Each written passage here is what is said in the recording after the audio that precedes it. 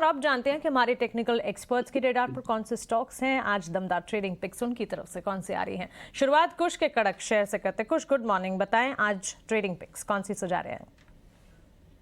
जी हाँ मानसी, जैसे अजय ने शो के स्टार्ट में कहा था कि एक्शन जो है ये सारा मिड और स्मॉल कैप की तरफ जाता हुआ दिख रहा है। बिल्कुल there is a very growing clamour around the mid and small cap space.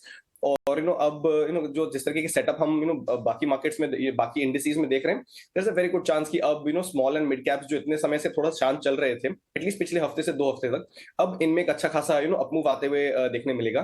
तो बिल्कुल अपने स्टॉक सिलेक्शन को सही रखिए और मिड कैप स्मॉल कैप में एक्शन के लिए रेडी हो जाइए।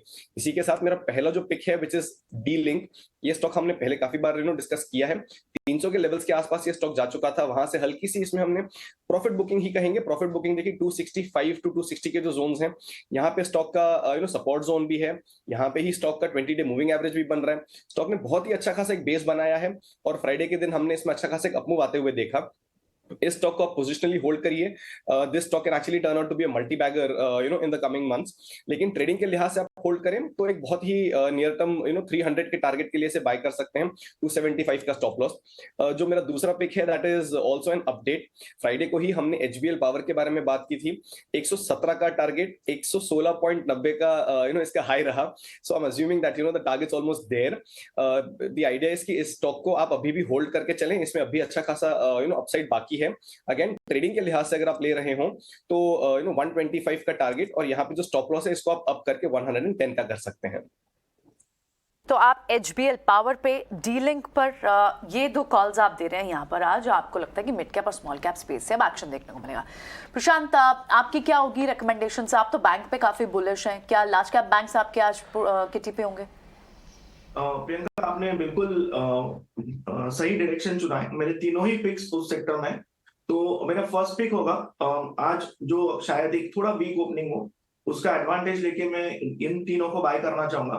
फर्स्ट होगा आईडीएफसी फर्स्ट बैंक, जो पिछले महीने एक अच्छी मूव के बाद पिछले महीने कंसोलिडेट हुआ, बट यहाँ पे बिल्कुल भी सेलिंग में या जो कंसोलिडेशन हुआ है इनमें बेयरिश डेज में थोड़ा भी वॉल्यूम नहीं था। तो डेफिनेटली मैं इसको एक रीअक्यूमुलेशन मान रहा हूँ और मैं इसमें स्टॉप लॉस रखूंगा 54 के आसपास ऑन क्लोजिंग बेसिस और टारगेट मेरा होगा 68 का।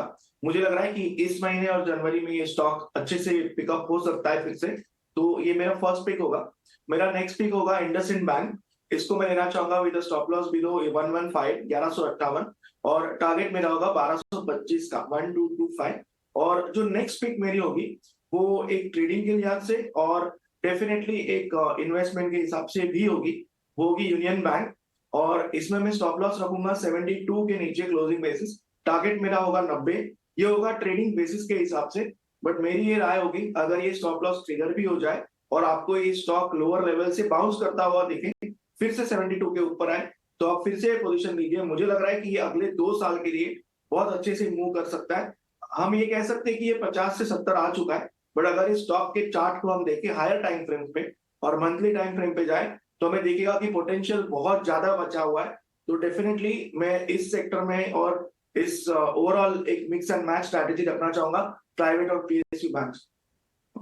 तो यानी आप आज ट्रेडिंग के लिहाज से तो एक कॉल्स दे रहे हैं, लेकिन आपका व्यू पोजिशनल भी है और बैंक्स पर तो खैर हर बार बात हो भी रही कि banks are good to hold. पर इतनी चाल के बाद भी क्या इन स्टॉक्स में मूव ट्रेडिंग के लिहाज से आएगी, कितना फेवरेबल रहेगा, वो वॉच आउट करना होगा। फिलहाल आप स्टॉप लॉसेस का ध्यान जरूर रखें जो प्रशांत ने यहाँ दिए भी हैं। सुमित भी है हमारे साथ अपनी कॉल्स बताने के लिए। सुमित, बताएं आपकी क्या होंगी आज की रिकमेंडेशंस? तो जैसे कि ओवरऑल व्यू तो बुलिश रहेगा, तो यहाँ पे पहला जो कॉल रहेगा वो डिलीवरी बेस का रहेगा। इक्विटास होल्डिंग ने एक सिमेट्रिकल ट्रायंगल का ब्रेकआउट दिया हुआ है विद अ गुड वॉल्यूम। पिछले वीक में काफी अच्छे कैंडल्स बने थे और फ्राइडे का सेशन खास करके, तो यहाँ पे मैं करंट मार्केट प्राइस पे इसको बाय देना चाहूंगा with the target of 130 and 141। Stop loss जो मेंटेन करना रहेगा 99।